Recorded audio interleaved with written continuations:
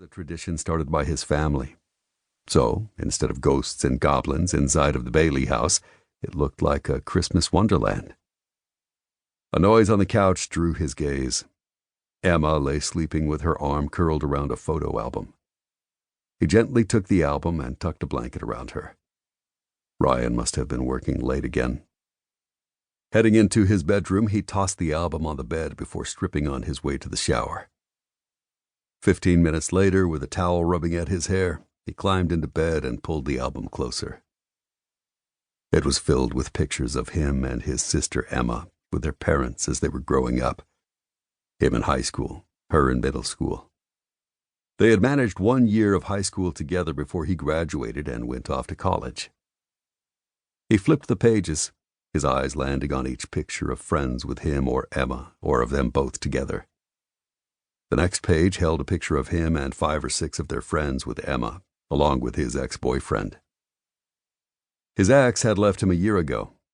Steve's father had given the man an ultimatum. Give up the silly notion of being gay and dating a man and come home to run the business, or he would disown him.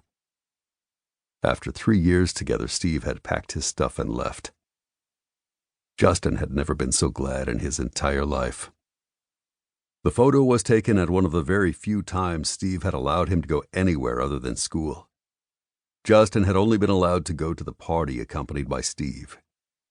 His fingers clenched on the photo. He couldn't destroy it because then he'd have to tell Emma why. He had never told his sister anything beyond the fact that Steve had left. It was only after Steve moved out that Justin realized he'd wanted love so badly. He'd hung on to a toxic relationship with a man incapable of love. The day Steve left, Justin moved back to Crumpet and into his grandfather's home. And at the age of 23, he had felt free for the first time in his life. Was it tough? Sure. It wasn't easy. But he was making a life for himself. With a sigh, he pushed the photo album off the bed and onto the floor. Returning home had been a blessing, even though he'd found the state of the house and business to be a disaster. Grandpa had passed away 2 years prior and left the house and surrounding land as well as the business to him.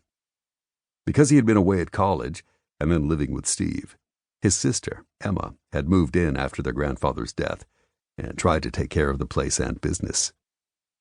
At 21 years old, Emma had been barely holding it together. As a result, his grandfather's business of 50 years, Bailey's Cafe, had closed its doors. But really, that was his fault, not Emma's. "Why didn't you call Mom and Dad?" Justin asked. "I wanted to take care of this on my own. For you. For us." She'd sobbed and thrown herself into his arms. "But with college, everything just got away from me. I'm so glad you're home." "Shh," he murmured and held her tight. "I'm home now." "You're not going to leave, are you?" "I'm not going anywhere." It had taken months of hard work, using what little money he had managed to stash away and a little help from his parents. Because while Emma hadn't wanted to call home, Justin had no qualms about asking them for a little bit of monetary help. After years of virtual silence from him, they were ecstatic. Pooling the money together, he'd pulled the cafe out of the red several months after his return, but he'd missed Christmas. His dad, with his desire to control everything, wanted to pay for all of the repairs, but Justin had put his foot down. He had wanted the satisfaction of doing this with as minimal help as possible. "Please, Dad, I need to do this," he'd said when his father called. There was a long moment of silence. "I'm proud of you, son." "I love you, Dad," Justin said, wiping at his stinging eyes. In the end, he'd done it. He was proud of himself.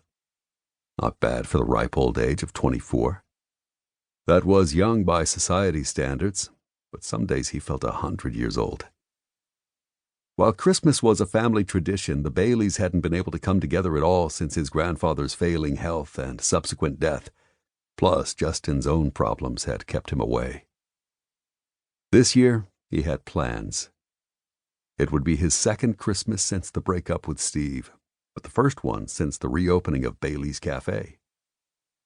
More than anything, he